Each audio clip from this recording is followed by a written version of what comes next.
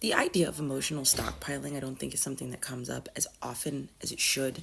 And so it totally makes sense to me why you would be like, shit, I've been thinking about this, or I've been feeling about this, or I've been rolling this around in my mind. And it's been quite a bit of time since the actual incident or the first conversation. How do I bring this up? I think another thing we don't talk about as often as we should is clarity of intention.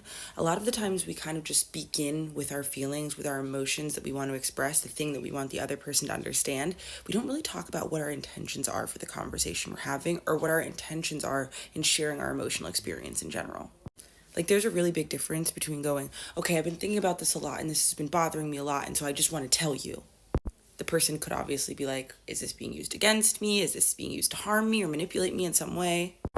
Versus going, okay, I've been thinking about this a lot and I really want to talk to you about how I'm feeling. First of all, because it took me a really long time to come to this conclusion. And so I would really want you to understand it. Second of all, it could be a myriad of reasons, right? It could be, I think this might help explain other dynamics in our relationship. This would cause me to feel a lot closer to you. I found it strange and interesting that it took me so long to arrive to or process through this. And I really want to share that process with you so I feel kind of connected. All of those different kinds of reasons, but I think a clarity of intent, why you're bringing it up, why we're talking about this, what the purpose is supposed to be.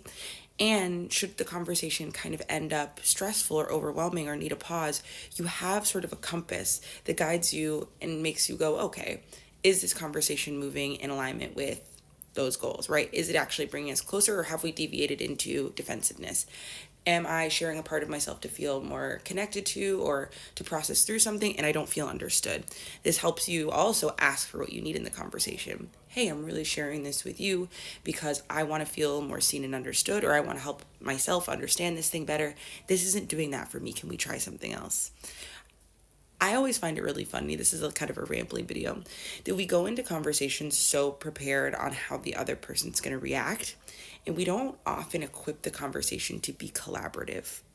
The metaphor I always use is like there's a campfire and there's like two or even three people and a topic above it. Let's say the topic is my emotional experience. And so you kind of say what you want at the campfire and then you turn your back and everyone just sort of says what they want to say at the campfire, turns their back around, right? Like when we go into conversations, obviously it's important to have a clarity of what we want to express, to have it, to feel regulated enough to express it in a way that's respectful for us, respectful for other people.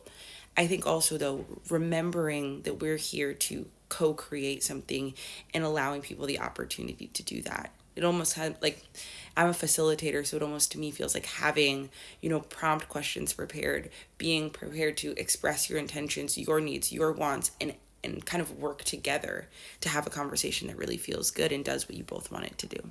I hope that answers your question. Also, I'm a little sick. Sorry, my video's a little rambly-pambly today.